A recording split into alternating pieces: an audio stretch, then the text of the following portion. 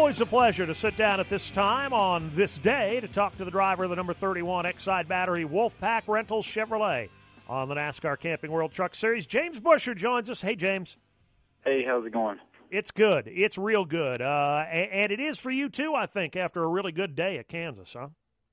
Yeah, we definitely had a good day at Kansas. You know, it seems like anytime we run the Exide Batteries paint scheme, I talked about it last week, we seem to run really good. So, you know, if we have a bad week this weekend, and I really hope we don't, because we're on a roll right now. We've had a lot of good races and a lot of top fives and top tens all in a row.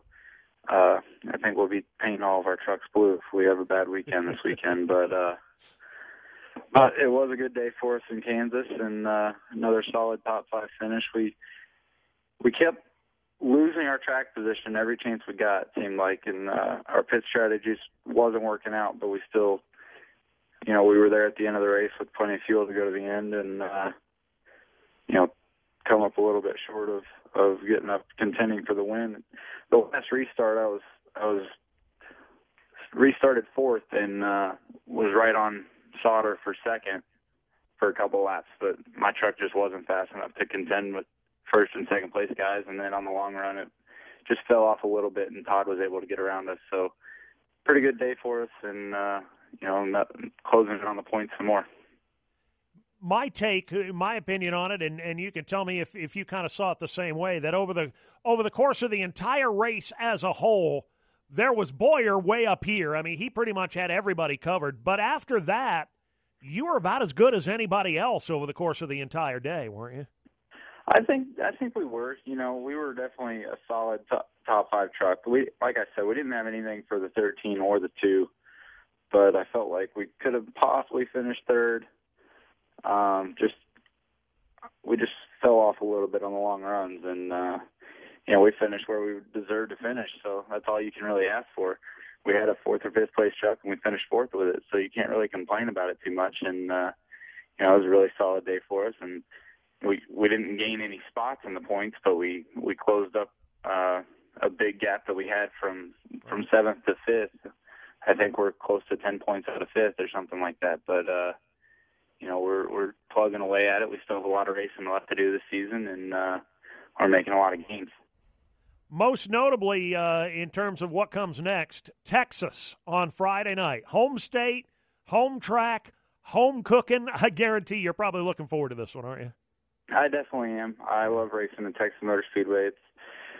It's close to home for me, and it's also a really cool racetrack. It's really high speed, and we race under the lights in the trucks, so it's pretty exciting race. And we got a brand new truck this weekend, and you know, up until now, our workhorse intermediate truck was actually the first truck I ever drove for Turner Motorsports. So hopefully this truck will be just a little bit better. It seems like we're really close to being able to win with the other one, but haven't been able to close the deal. So maybe the new one will be just a little better, and we can improve on our program some more. But, you know, Wolfpack Reynolds, home state in Texas, Steve Turner, home state in Texas, myself from Texas. So we've got to perform this weekend like we've been doing, and hopefully we can get a victory lane.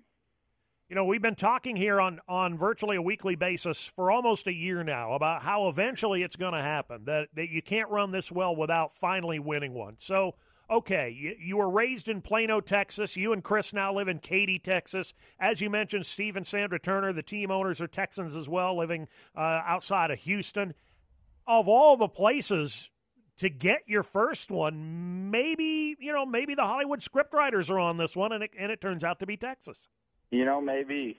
You saw last week my teammate Justin Allgaier won his home race at Chicago, so maybe it's in the stars for us. But, you know, like I said, we've been on a roll lately and just plugging away top five finishes and top tens and, you know, not getting ourselves in trouble and keeping ourselves in position to be up front.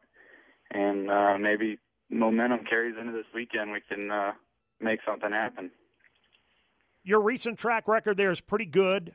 Sixth in both Texas races in 2010. Also won the pole for the Fall Nationwide Series race there, so that's obviously a track that's been pretty good to you in the recent past. It definitely has, and like I said, I grew up coming to that racetrack, and that's the first place I ever watched a NASCAR race at. So that's actually the first place I ever drove a race car was the little Texas Motor Speedway behind the Turn 3 grandstands, and it's a little 5th-mile racetrack. I drove a Bandolero there for the first time, so wow. It's where I got started, and I really enjoy going back there. Did you ever win there? I've won on every track. There's 5 racetracks at Texas Motor Speedway. I've won on all of them except the actual mile-and-a-half super speedway. Wow. Well, there it is then. I mean, we couldn't lay it out any more clear than that. It's as plain as a nose on your face. You got to go out and win this thing this weekend. I hope so. I mean, there's a 5th-mile track out there, a dirt track, a road course, and then the quarter mile that utilizes pit road, and then the mile-and-a-half. And mile-and-a-half's the missing link on having a perfect record there. But hopefully we can finish that off this weekend and have a good run for the Wolfpack Reynolds truck. How many family members and friends have hammered on you for free tickets in the last 7 to 12 days? It seems like everybody waits till after our credentials. We're supposed to turn in our credentials 10 days ahead of time. Yep. And, I got my brothers and sisters, everybody turned it all in on time, and then everybody else is, oh, yeah, I'm going to come to the race. Oh, yeah, you needed to tell me 10 days ago because I can't get you passes anymore. And then they don't believe you, do they? They think you're just making it up. No, they really don't. But, it's part of it. And, we can still get passes, but they charge us a fee if we don't get them turned in 10 days ahead of time. So, I got plenty of family and friends and a lot of people coming out this weekend, and it's always a good time in Texas.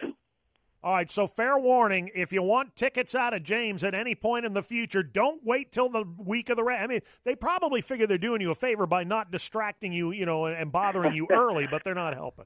I'm sure not the only one that runs into this problem. I'm sure everybody has this problem a lot of times, and it's not only at our home track. It's everywhere we go. But that's the way they run the system. So we just got to play by their rules.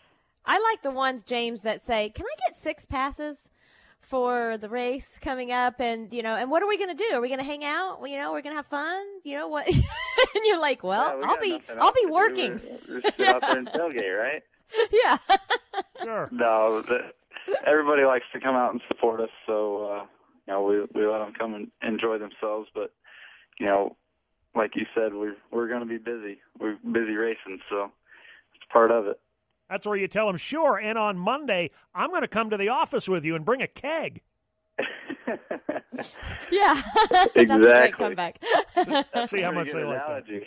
Yeah, that's it. That's exactly what it'll have to be. Well, we wish you luck. And I'm not trying to put any pressure on you here, bud. I'm just saying that having won on every track at Texas Motor Speedway, except for one in your home state, in front of your boss's home state. I mean, it's all there for you. You just got to go get it. We just got to go get it, and you don't have to put pressure on me. I put plenty on myself, yeah. And I think everybody on my team does too. So, I really think that the momentum we've been building coming into this weekend and having a new truck and everything goes right, we should be able to be out there in victory lane at the end of the night. Attaboy. Go get them. We'll be watching. Thank you as always. Right, thank you. James Buescher, Exide Battery, Wolfpack Rentals, Chevrolet, for Turner Motorsports on the NASCAR Camping World Truck Series.